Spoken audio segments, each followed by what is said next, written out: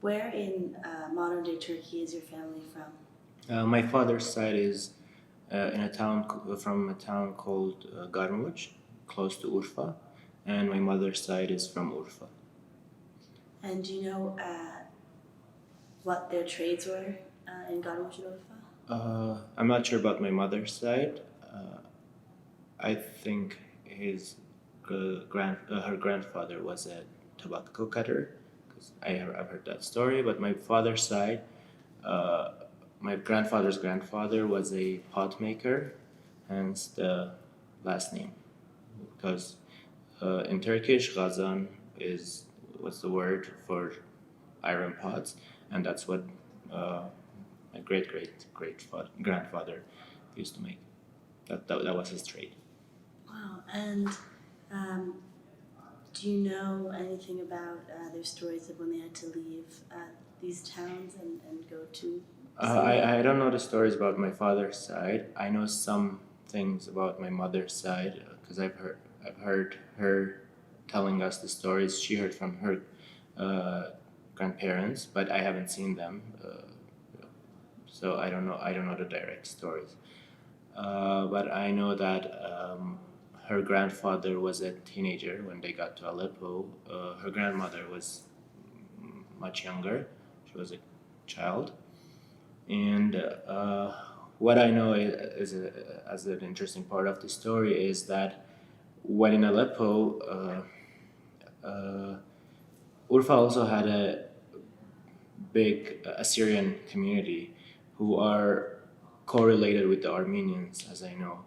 They even spoke Armenian, and they spoke Armenian in the Urfa dialect, and you couldn't tell that they were Assyrians, not Armenians, and they were close with the Armenians.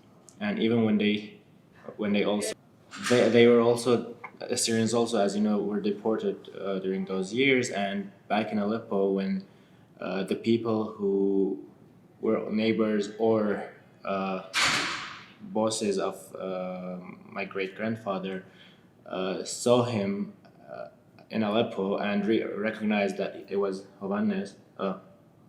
Sorry, Magritte. They took him in, and they raised him as their son, and they also gave him work, and he worked for them. And then later on, he got married to my great grandmother and started their own family. So this is Assyrian, and I remember as a child visiting those people visiting us, or us visiting to their homes, and they were living in the Assyrian quarter of Aleppo. And I didn't realize at the beginning how we were related to them. But later on, when I heard the stories, and because also it was, as I said, they spoke Armenian, and it was weird to me, how are those people not Armenian but still talk Armenian as my grandmother used to do with the Urfa dialect. So it was an interesting uh, situation to find out how this Assyrian family took in an Armenian boy, raised him as an Armenian boy. Continue. I mean, they didn't change his name. They didn't. They called him a different name in the family, but they didn't change his identity. And later on, they wed him to an Armenian, and he created his own Armenian family. This is all I remember because, as I said, I was the kid when I heard my mom's stories, and later on, I never really had the chance to ask her more questions. And then, but she has vivid memories of those stories being told to her. Wow. Uh, so do you think in any way uh, you have any different opinion of Assyrians that another Armenian might have? Uh, I don't know about other Armenians, but I do have a positive uh, feelings towards them because they've also witnessed a lot of what we have as Armenians witnessed, although it wasn't at the same scale, the same if we're talking numbers, but you cannot compare tragedy. So they have witnessed what we have witnessed as well in the same time from the same people, and they have helped us. Uh, Sometimes I mean, they shared the tragedy with us. So, Could you maybe say the names again of the people that you do know in your family? The people who have witnessed the genocide, that I talked about were my mom's grandparents. My grandfather's name was Mkrdich, and grandmother's name was Aznif. And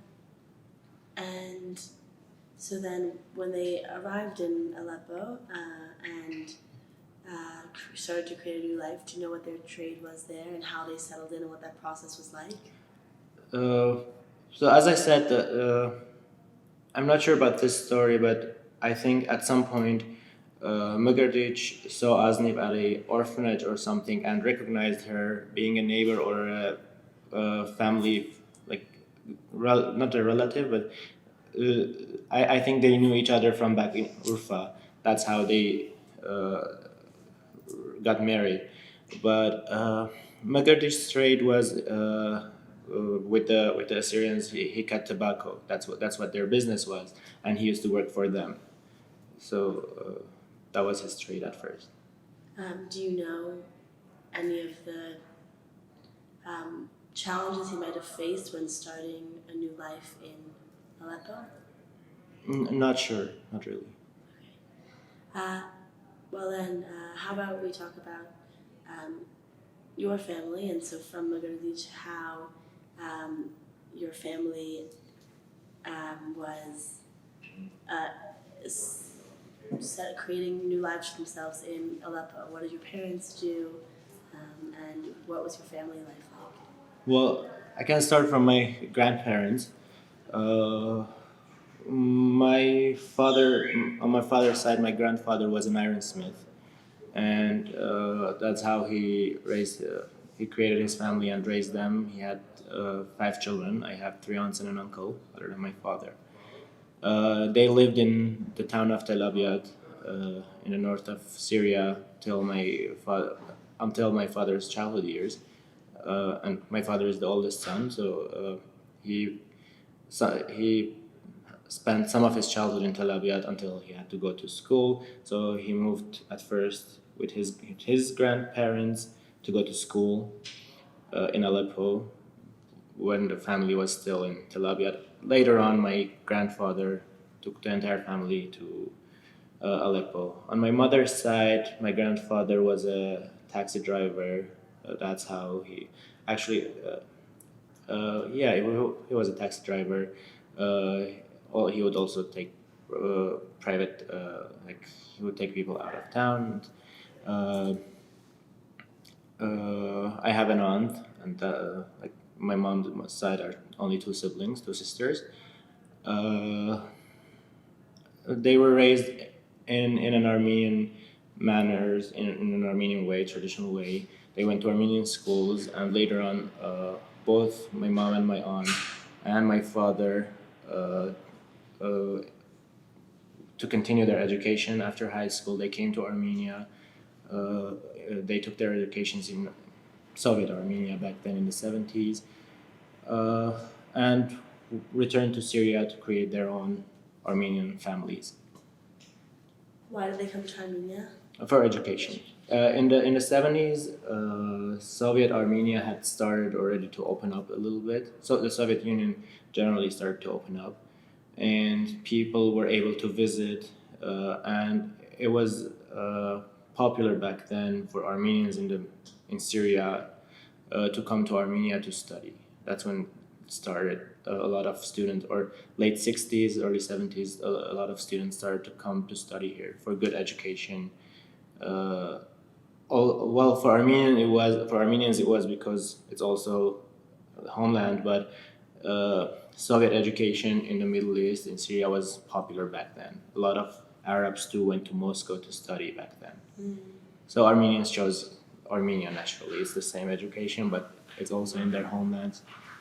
So that's how my father and mother, and later my aunt, came to Armenia and studied here, took their educations here.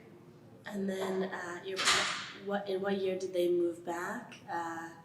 And when were you born? Well, they got married when they were still here. My brother is born in Armenia, but later on, due to job situation and some personal reasons, my father had to work in Saudi Arabia. So they spent after my mom's graduation, and they spent most of the 80s until 87, right before when I was born. They lived in Saudi Arabia, uh, going back and forth to Syria for my sister and my brother's school and everything. Uh, I was born after they returned to and resettled finally in Aleppo in 87, and I was born there in Aleppo. They were in Syria. They were in Saudi Arabia for work. Mostly for my father's work. Well, in Syria there is a law when someone, a guy who has to serve in the army, if they work outside the country for 5 years, they have the right to pay a ransom, not ransom, a fee to be not to serve in the army legally. So back then, the law required them to work in an Arabic country in the Gulf. Now the law is broader. I mean, before the war, the law was broader. It was anywhere you want. But back then, it required them to work 5 years in Saudi Arabia or any other Gulf country. So he chose Saudi Arabia, and he spent there only the 5 years that he had to. It was mandatory for him 5 years, and he didn't spend any more than that. He didn't want to continue a life, or he didn't want to start. He didn't see him starting an Armenian family in Saudi Arabia. So he returned to Aleppo, where it was easier to have an Armenian family. So he started his Armenian family in Aleppo, and you are the youngest of three. Yeah. And in which district of Aleppo were you born? I was born in when we used to live in Telefon Hawaii, which is where a lot of Armenians live, which is very close to Norkul, the mostly Armenian populated neighborhood. But it's outside. It's the neighborhood next to Norkul, basically. And so, your father thought, and your parents thought it would be great to start an Armenian family in Aleppo. Why was that? I think it was because already there were Armenian schools, there was the Armenian community. Although we weren't active, I personally wasn't active in the Armenian community or the organizations, but he thought it was safer to have an Armenian family in that environment than in an environment where it was totally different. Like Saudi Arabia, I've never been, but from the stories from my cousins who have partially grown up there, and all the stories that I hear about Saudi Arabia, I think it's a more closed society where you cannot. It wouldn't be easy to raise a family there the way my parents are used to, or my parents' vision was at the time. That's what I think the reason might have been. So I think that's why their decision was to come back to Syria and to finally raise their kids and family there. And so what was it like for you growing up in a mostly Armenian neighborhood in Aleppo? Well, it was interesting to grow up in an in a community where your neighbors or half of your neighbors are Armenian in the building, and almost the same in the neighborhood. I mean, the closest people that we would interact were a family who lived in the street behind us, who were Armenians. My mom's close neighbors were one of the neighbors who lived in our building and another neighbor who lived 2 buildings away from us, again Armenians. So I didn't really feel that I'm growing up in a place where it's not Armenian. But I also it's kind of a paradox because I also knew that this is not our country. Because although I wasn't active in the community, our family inside our family there was this uh, code that or the way we were raised loving Armenia or connected to Armenia, and that differently from the rest of the community, I can say, because we had a direct relationship with Armenia. My father's being and my mother being uh, getting their education in Armenia, and later on we kept those relationships with friends, and so we always grew up knowing that Syria is not our final destination. We are there temporarily. So although it wasn't a strange society, I didn't feel strange. I mean, uh, I didn't even have to speak Arabic till I was like 17 or 16, because all I had to do was well, the only interaction with Arabic for me was in school, of course, but for spoken Arabic, it was only to go to the shop and buy something. I didn't have Arab friends, or I didn't know anyone Arabic except my father's work associates. So I grew up in a closed Armenian environment, uh, and that's what I guess brought me closer to the idea of not just that, also the tradition that we would someday, as I said, it was temporary for us to stay this country. We felt or we knew that this country is temporary for us, so that's how it was growing up in Aleppo or in that neighborhood. Yeah. So you said that you didn't have to really speak Arabic or learn Arabic too much until you were 16 or 17. So then, were you able to interact with non-Armenians, and did you before then? I was able to. I mean, when I say I didn't have to because I didn't get to interact. I didn't need to interact because at school all my friends were Armenian. I wasn't active in the organizations, but whenever I was, again, my friends were Armenians. Or the short periods that I went to some organizations, again, Armenian organizations, Armenian friends. Uh, Relatives are Armenians. Family friends are all are Armenians. So my interactions were very limited. That is why I didn't have to really practice Arabic. Other than that, I was able to, of course. Which school did you attend? I attended the AGBU, Lazar Nigerian Kazanjian Central High School. And before that, which elementary school did you attend? I went to the Kazanjian Armenian School. Okay. And so when you did interact with non-Armenians, what was it like? It was very regular, very nice people. As I said, they were either people who I would buy errands for home from, like the shop owners and very kind people.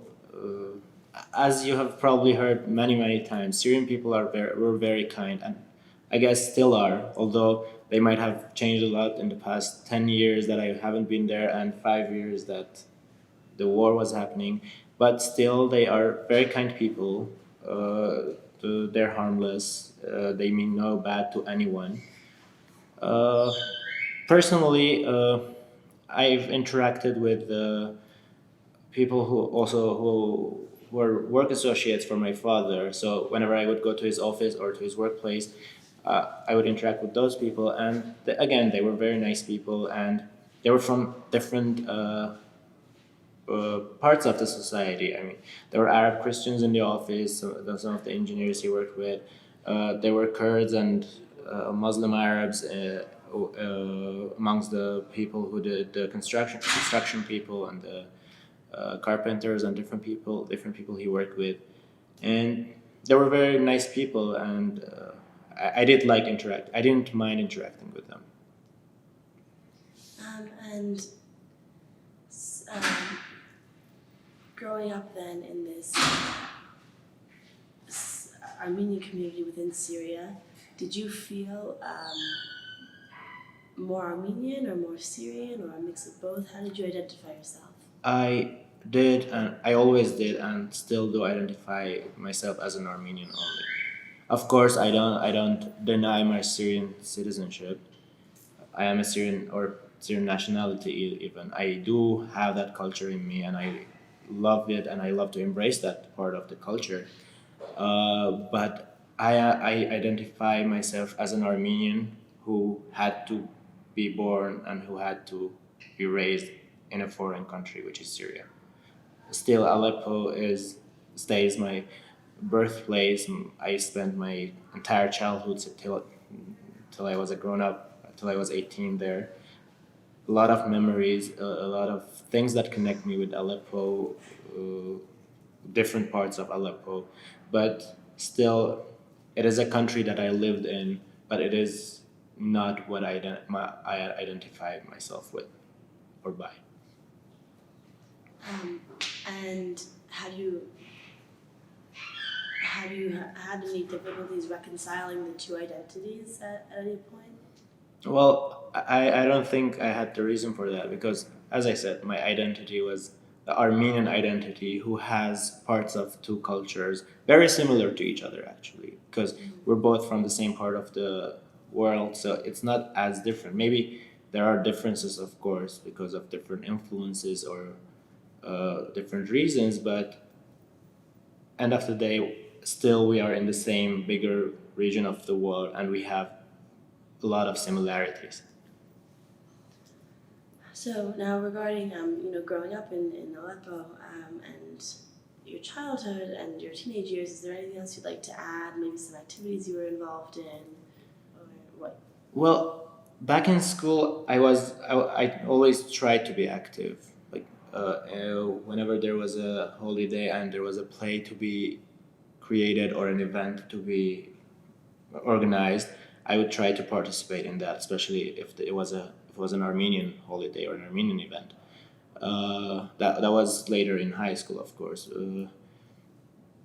Uh, I wasn't, as I said, I wasn't active in the organizations. I attended one of the organizations for several years, uh, 2, 3 years, between sixth and seventh grade, eighth grade.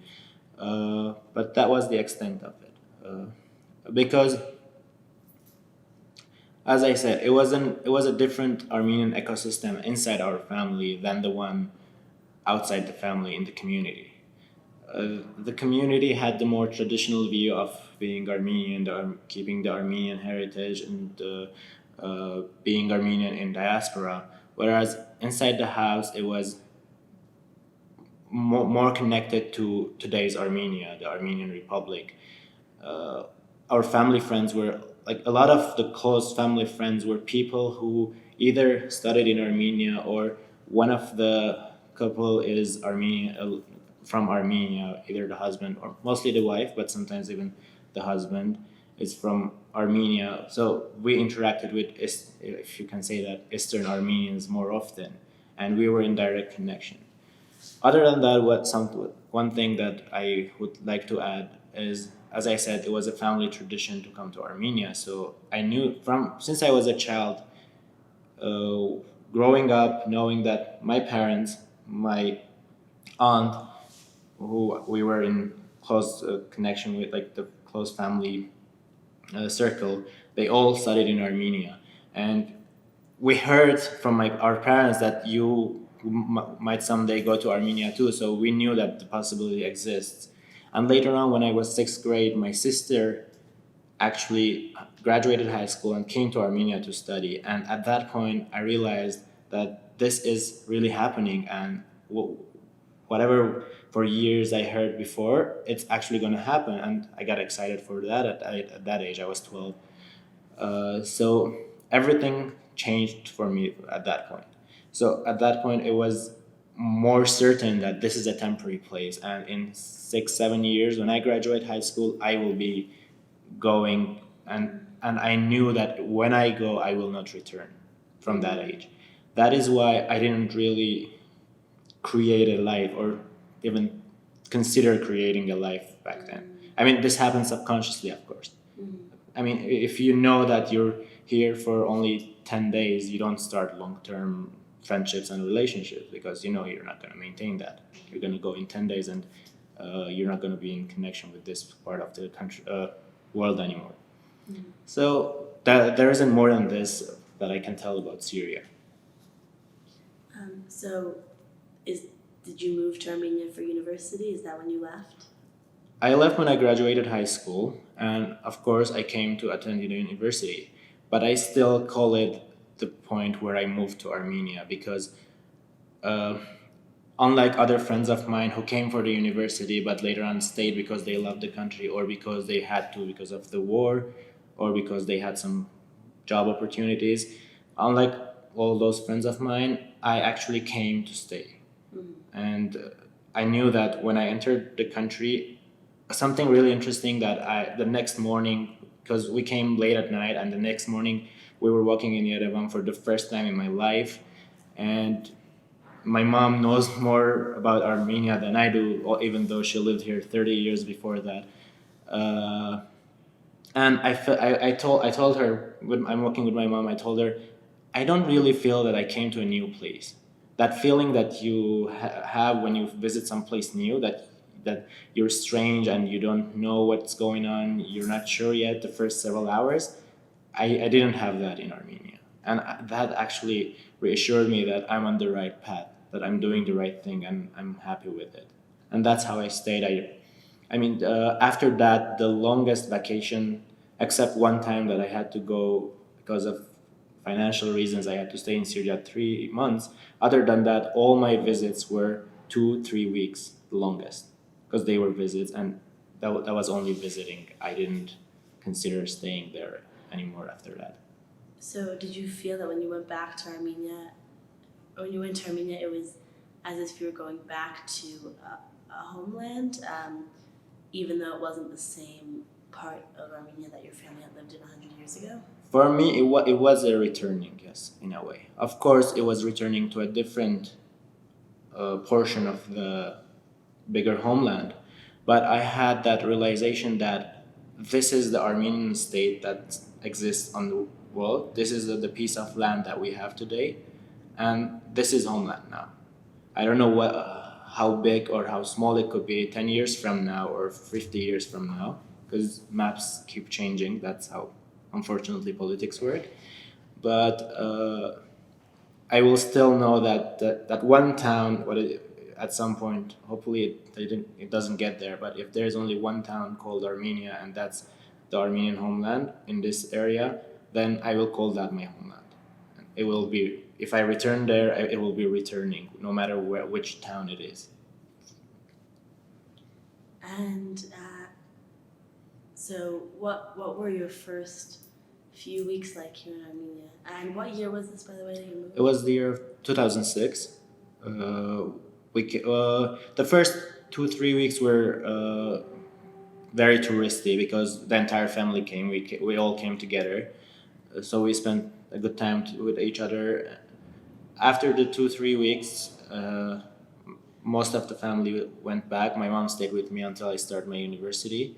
She stayed for a couple of weeks, and after that, being alone, life really started, and it was really interesting because for the first time in my life, at the age of 19 or already at that point, I started having responsibilities, bigger responsibilities than bringing the bread or bring the chairs to the table on for dinner.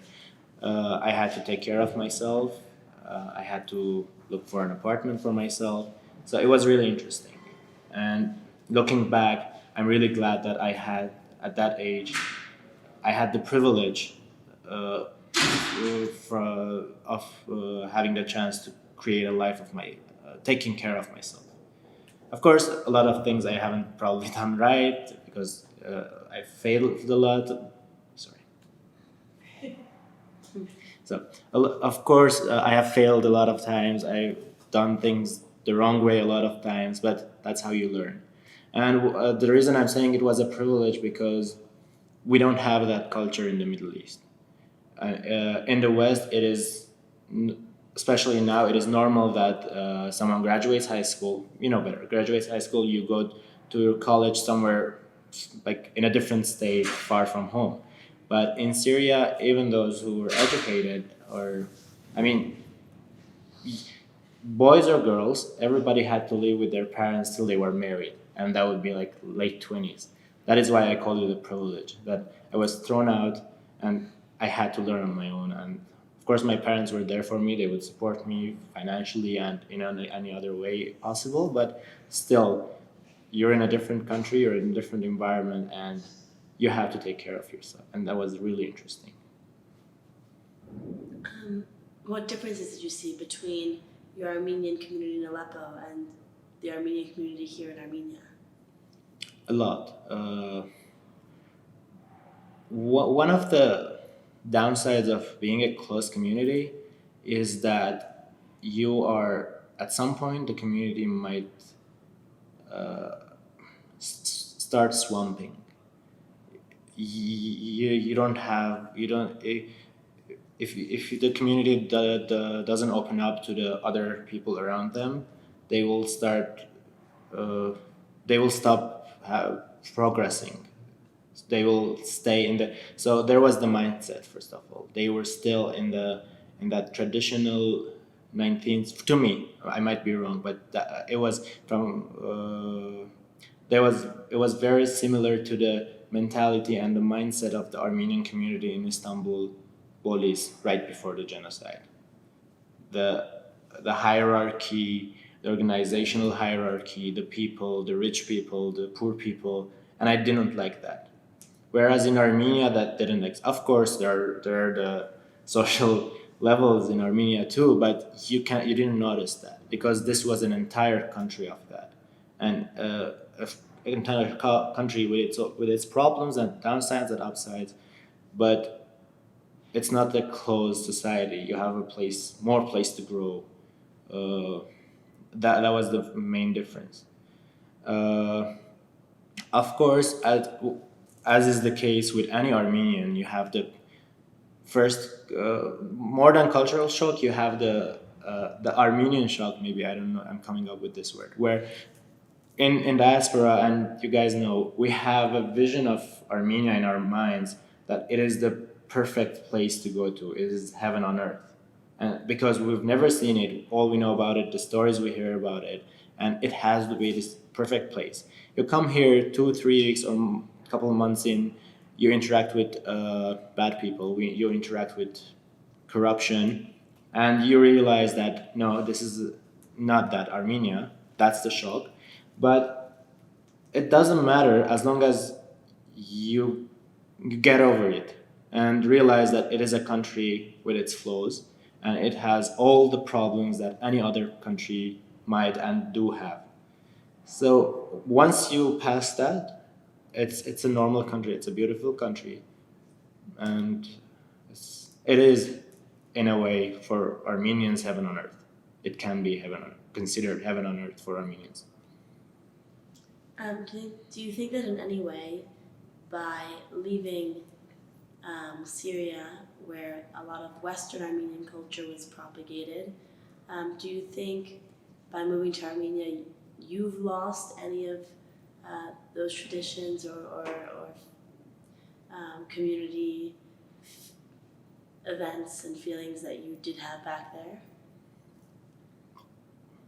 Not really, because as this is how I think. As long as I have the Western Armenian heritage in me, as long as I embrace it, as long as I speak Western Armenian with my Western Armenian friends, I believe it's being preserved. It's not being lost. Once I stop doing that, once I just put an X on everything Western Armenian and be like, only Eastern Armenian should prevail, that's the day. But also, what's more important than this is putting both in preserving both parallelly, because Eastern Armenian is also my culture. I mean, if we didn't have the genocide, if we didn't have all the historical events that happened one after the other for centuries, we wouldn't be in this situation that we have today, the separated situation. So the way I look at it towards the future is, The more we try to separate Western and Eastern Armenian from each other, be that the language or the culture or heritage, the more we are doomed to stay separated. The sooner we try to embrace both equally, all of us, local Armenians embracing Western Armenian heritage and culture, and diasporans embracing and celebrating Eastern Armenian culture, the sooner we will re, we will get reunified and look forward for a one Armenian or set of problems rather than a separate diaspora and Armenian problems. Is this is this your view that's developed as you've been here, or have you always thought like this? I never thought about those things as a younger person because I haven't interacted. Of course, it developed when I was here. But I think it is the base of it comes from the way I was raised in my family, not which is not diversifying between a diaspora and a local Armenian, loving both equally, the same way. So I want to get more into this and hear more about your insights from living here for 10 years, but maybe we can speak a little bit about when the war started in Syria and what it was like for you to be in Armenia while I'm sure you still have friends and family back in Aleppo. So I was following the events really closely because at the point I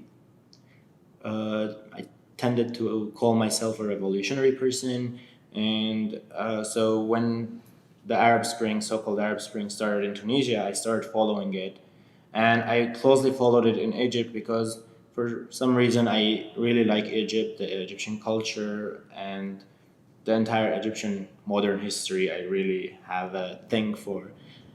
So I would follow Egypt live at that point. Even when I was work, all the tweets, all the live broadcasts that were coming out of Egypt, I would follow it, and I was really happy for the Egyptian people because I knew that what they were doing, and they were really doing. They did do something really good, no matter how it developed later because of politics. But when it came closer to Syria, and I kind of felt like it might come to Syria because they were already speaking about it. Like they were scheduling protests that wouldn't happen later on, of course. But there was already the thought that something would happen in Syria soon. But what really happened in Syria wasn't the same as happened in Egypt to me. So I did follow everything closely, but from abroad as an observer, not as a person who was in that process. That is why I saw things getting worse and worse before people in Aleppo saw it. As you've probably heard from many of them, all of them probably said we didn't think it would get to Aleppo. We would think it would end in a month or two. That wasn't the case for me. I saw that coming.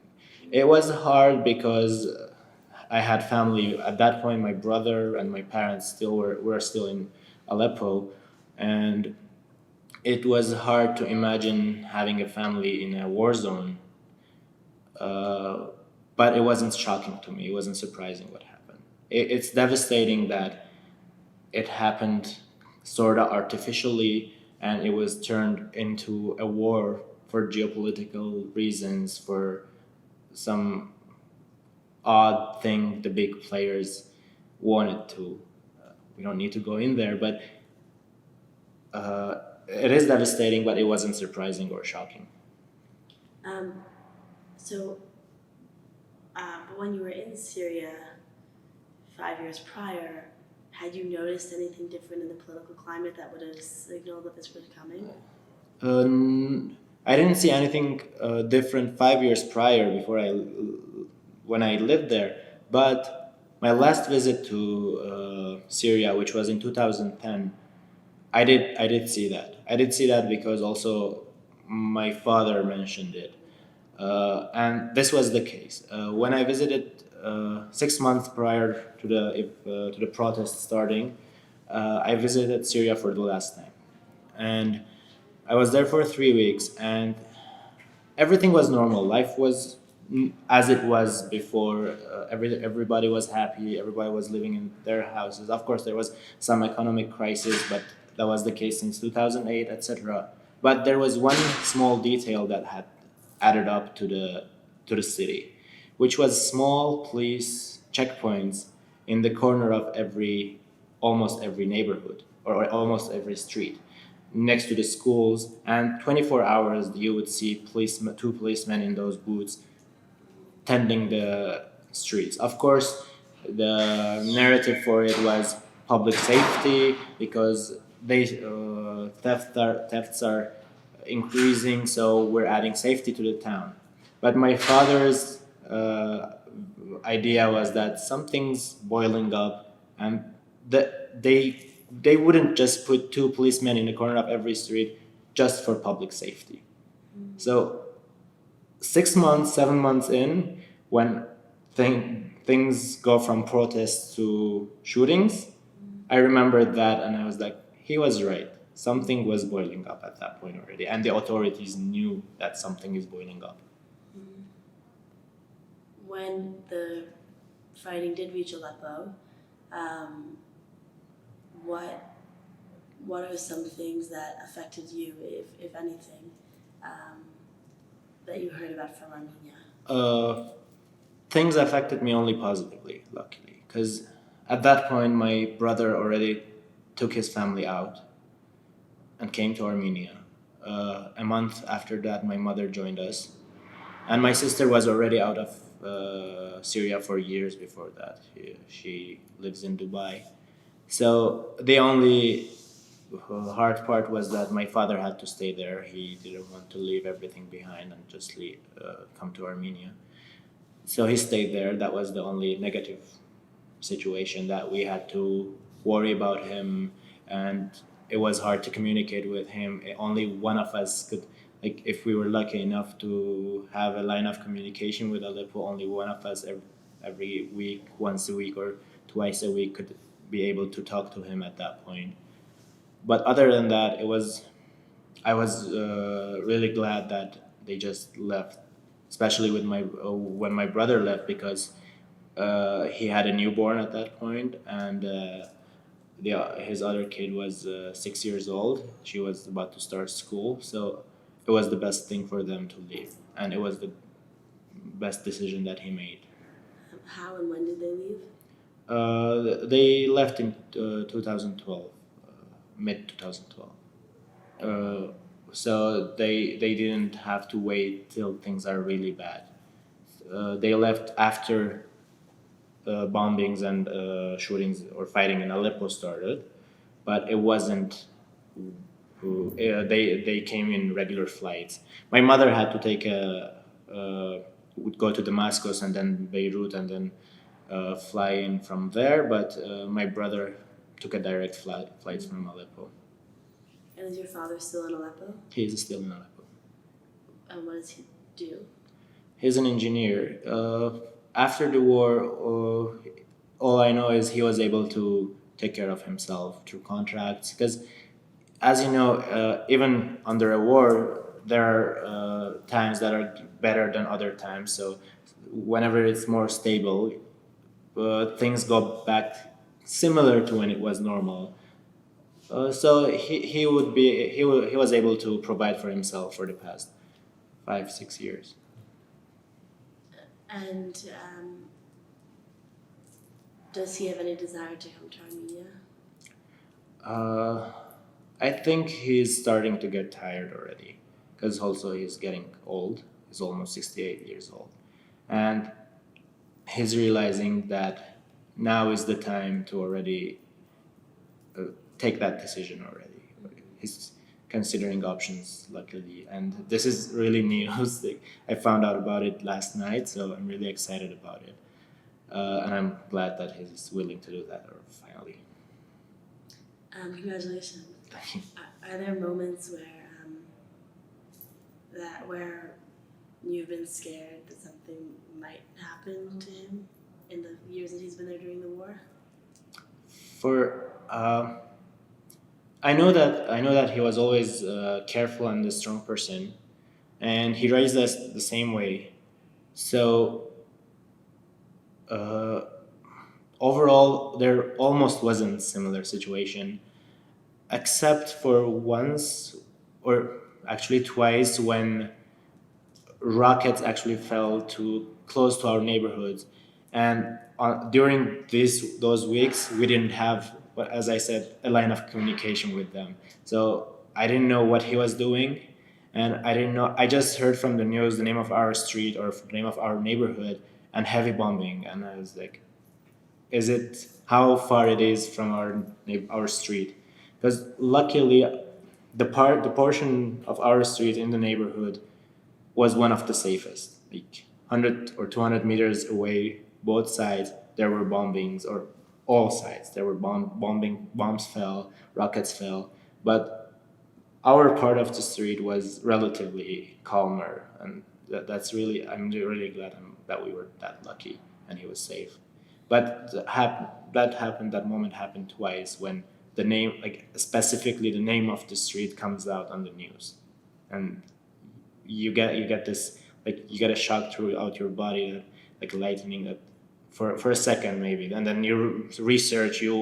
I ask my sister or my brother, do you have any news? And then 5 minutes later you're back to normal. But there's this shock that you get when you hear the word of the street, the name of the street.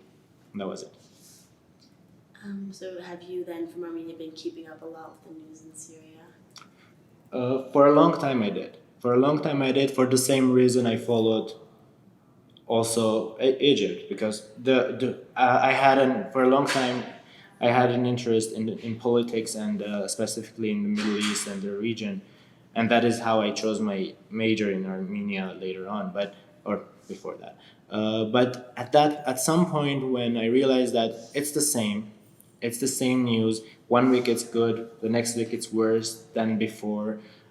I stopped following closely. I mean, I stopped following 24 hours every news. I just, maybe once a day or twice a day, I check what's new, if there's anything interesting that is new. But because it was also obvious that it's a matter of global politics, and shootings, people unfortunately will keep dying, will keep getting killed and displaced and hungered and all that, as long as the big players haven't come up with the plan that suits all of them. So I stopped following closely, because it would just make it worse for me to realize what's happening. And that was the point when I finally got disappointed from politics, and I didn't want to do anything, have to do anything with all that. So, what if is there anything else that you'd like to speak about regarding the war, or anybody you know who's experienced there? Uh, I don't have any personal stories that to add to that, because I talked about my family. I don't have a lot of friends left in Syria.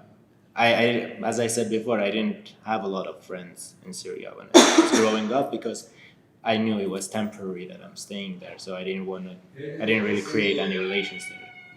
So, of course, I've seen more later on here, when I joined Aleppo NGO,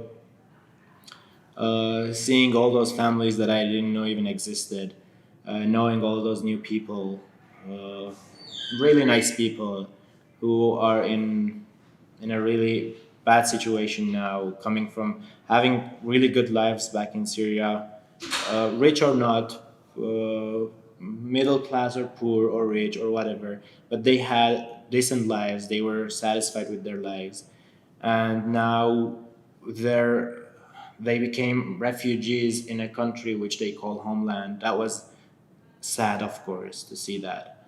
Uh, and that really, I think, I'm really glad that I had the opportunity to work with Aleppo and be able to somehow through an event or just organizing one little seminar for them, I would really help them f- feel feel at home or feel welcome here. So let's talk more about that. What has your role been here with Aleppo NGO, and why did you decide to join in the first place? Uh, I've joined from the very beginning. Right after the organization was registered, and I was a member in the youth committee. The committee was in charge of helping the organization with at first with surveys, also organizing events, concerts, and different sorts of fundraising, or not just fundraising events. And later on, of course, the committee's role extended to having projects for youth-oriented projects. When I joined, it was a direct invite from Diginani because I was doing the website for the organization, and she asked me if I was interested to becoming also a member, and I said yes, sure, because although I wasn't active in the community in the organizations, I really liked the idea of being part of an organization and being active. Uh, the reasons why I wasn't active back in Syria wasn't because I was passive or I didn't want to. They were different. Because I didn't have an orientation, because I didn't have a goal back then. But now I saw that the goal here it was a more noble goal. The aim was to help those people, those at that point thousands or more than 10,000, 12,000 people who were in Armenia and were on the verge of either living here, spending all their money and becoming poor people and being stuck here, or just leaving and going to Europe and never looking back. And I didn't want the first happen, and I wanted to the second to happen less than that, because I really wanted them to stay here, but I didn't want them to be poor. And this organization's goal was to help them not to stay poor, or some, if maybe with a little amount of support, maybe it couldn't do a lot of things, but it did do a lot in a small time. It became one of the most popular organizations that worked with Syrian in the span of several months only, and and I was glad to be part of the organization in that period. So that is how I joined and why I joined. And so, what are some of the tasks that you've been asked to do besides creating the website here with Aleppo NGO? Well, that was the beginning. Of course, later on, as a member, I continued to take care of the website and maintain it. But that was one of the technical tasks. But uh, several months in, at first, as I said, we conducted surveys with Syrian Armenian refugees who lived in the government provided shelters in Yerevan and outside of Yerevan. Uh, and that was the list of first beneficiaries of the organization. We visited them. We didn't call them over. We visited them to their houses, took pictures, and surveyed them. And later on, we had a big donation that came in that we kind of gave them those donations. Several months in, we started becoming more active. So we organized events and concerts, and that actually was the most interesting part for me, organizing all those events, because it was more cultural, it was more personally more interesting to me. And after 6 months of being a member, I became the chairperson of the youth committee. And then my tasks, of course, the span of my tasks broadened because I had to conduct the meetings, make sure to organize all those projects, all those events and seminars, workshops for youth, for Syrian Armenian youth, that we were able to have. Um, do you have a moment that you think was most rewarding throughout your time here? I've had a couple. I mean, when you start having projects, you have both. You have the both feelings, and not from the people, from the situation. Because sometimes you feel like you failed, sometimes you feel like you're being rewarded, and that's related directly to the success of the project. For example, one of the most rewarding moments was opening up those pictures you see around you, opening up the exhibition for that event. And we created that, or we worked on that exhibition for almost 2 months. And we were very few people. And we would stay here, we would do everything, like from design, because we didn't have budget. We did the design ourselves.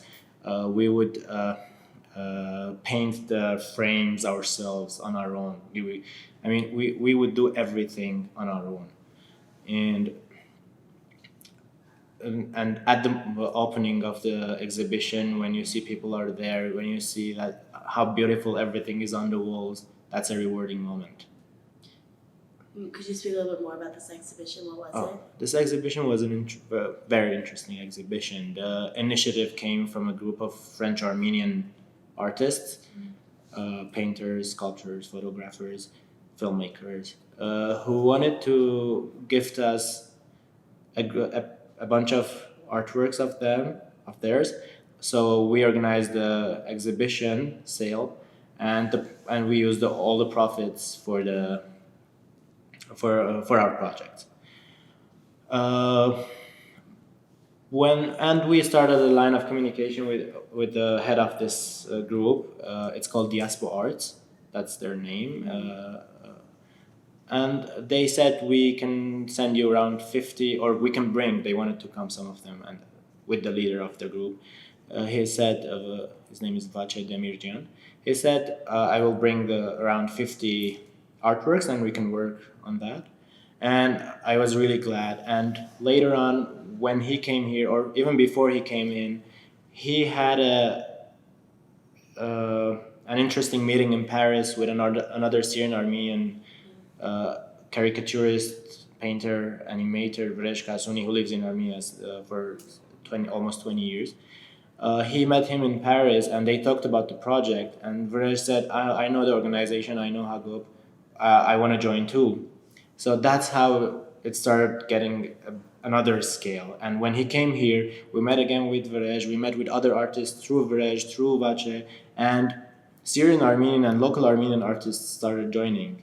And it was from this art exhibition of French Armenian artists for Syria, it turned into a group of Armenian artists from everywhere or from different places pitching in with their artwork for the Syrian Armenians. So from 56 artworks that came from France, we scaled up to 105 paintings and artworks from artists from France, Armenia, Syria, Syrian Armenians who were at that point in Syria. They sent us, one of them sent us 4 paintings.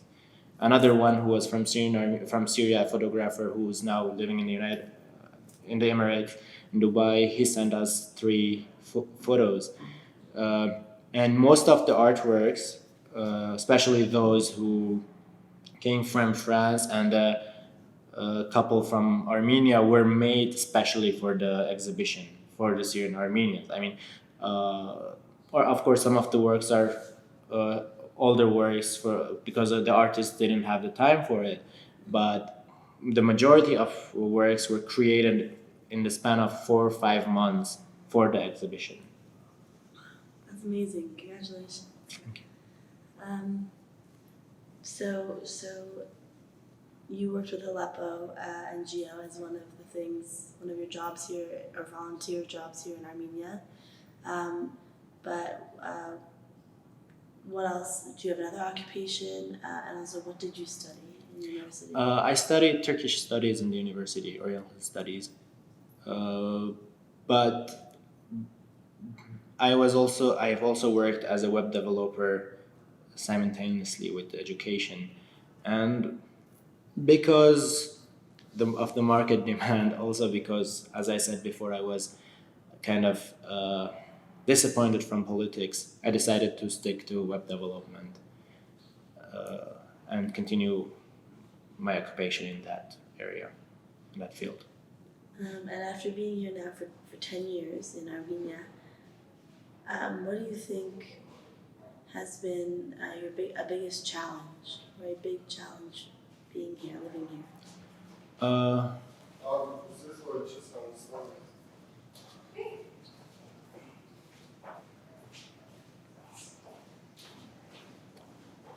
The biggest challenge that I have ever had is the same of the majority of this country has, is making a decent income. Uh, but on the other hand, I realized from the very beginning that starting a new life in a new country is going to be hard. Uh, whether it's Armenia, Europe, North America, or anywhere else.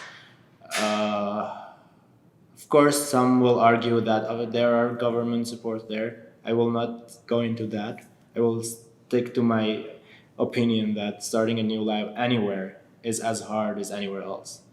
So you have to make your choice. And my choice was I want to start that new life in Armenia, and I stuck to it.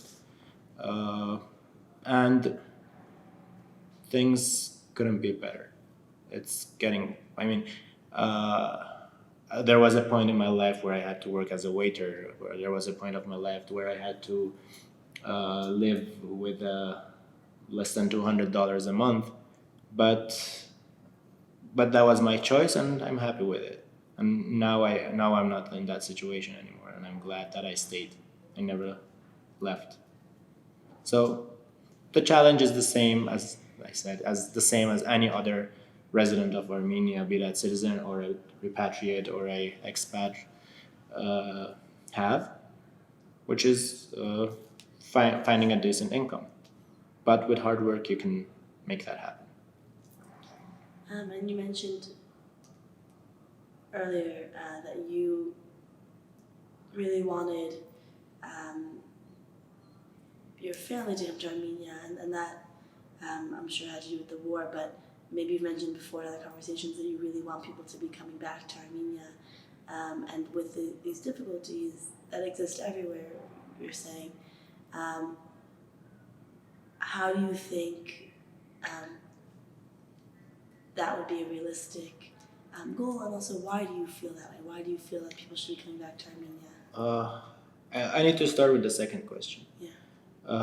Why? Because it is Armenia, and the way I see it is only logical for Armenians to be connected, even if not living in, to be directly connected with the Republic of Armenia, because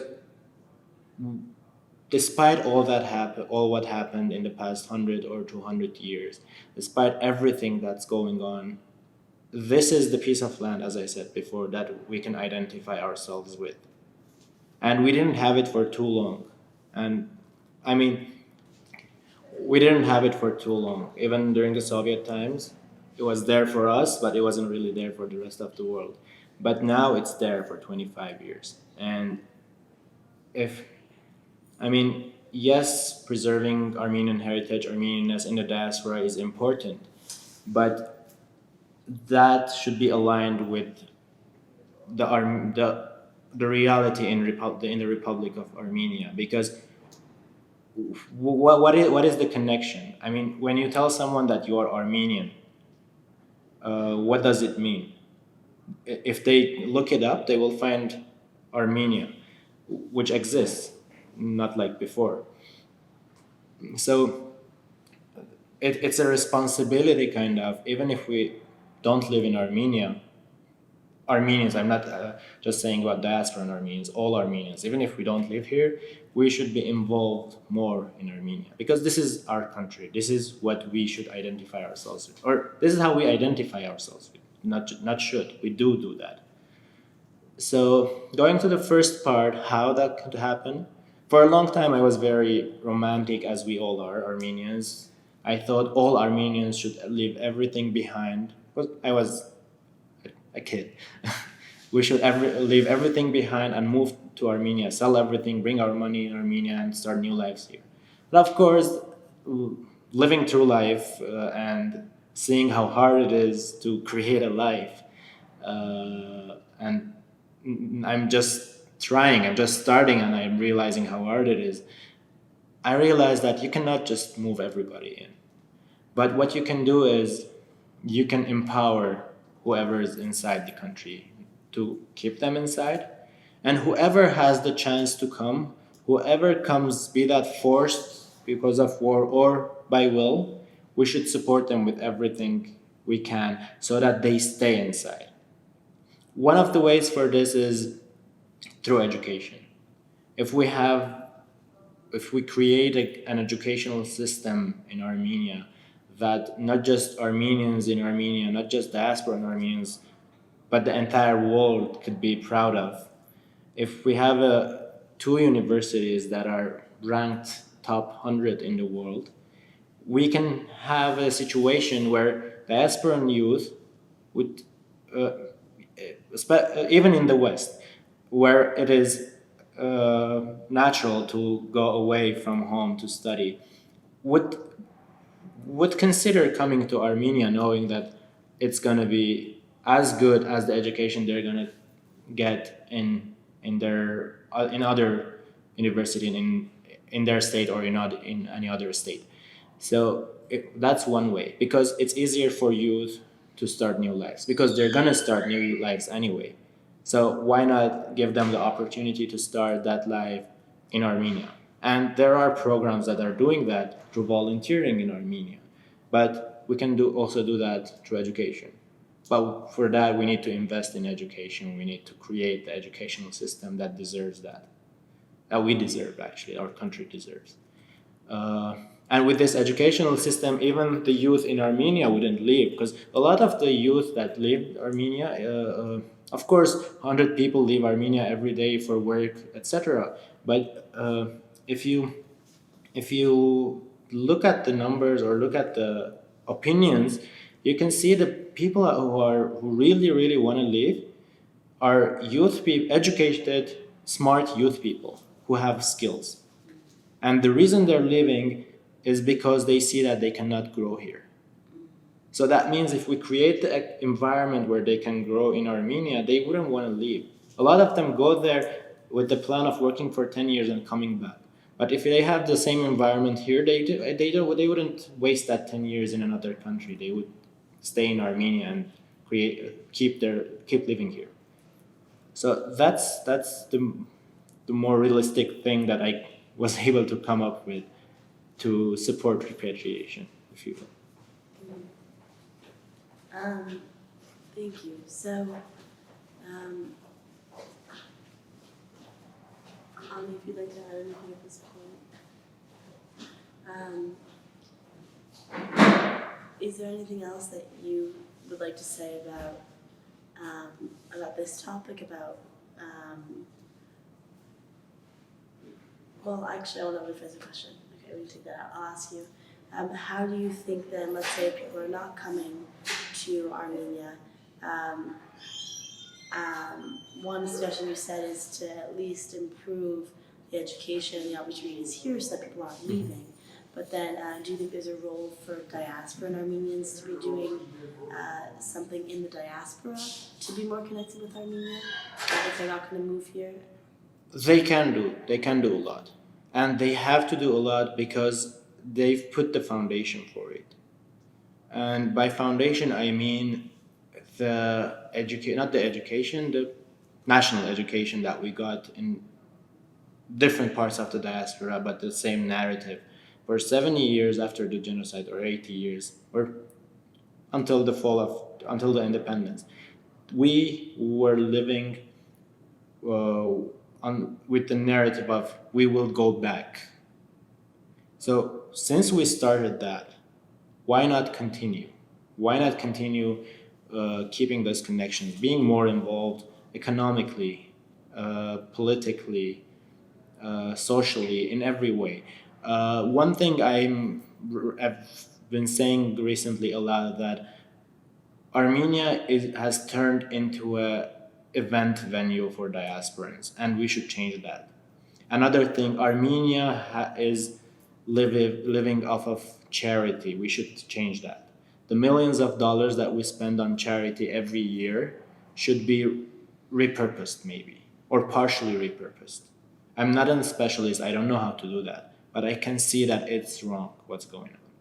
I mean, we're teaching the people here, and I'm not separating us, we all are Armenians, but we're teaching the people here to live off of charity, and that's very dangerous.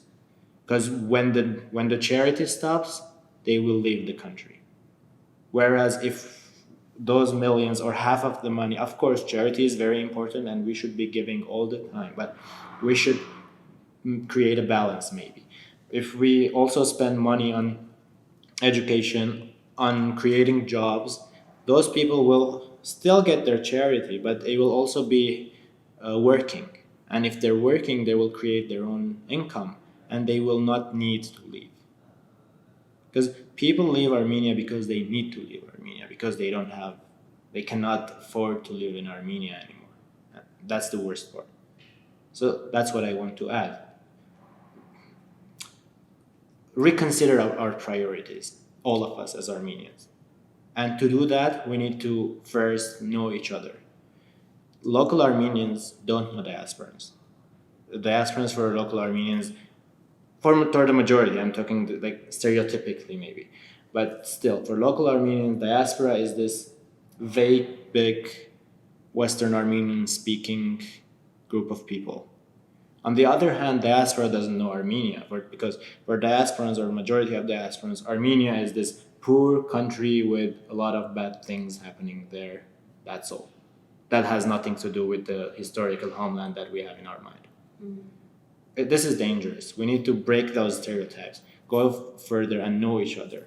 And once we know each other, we can reprioritize our agendas.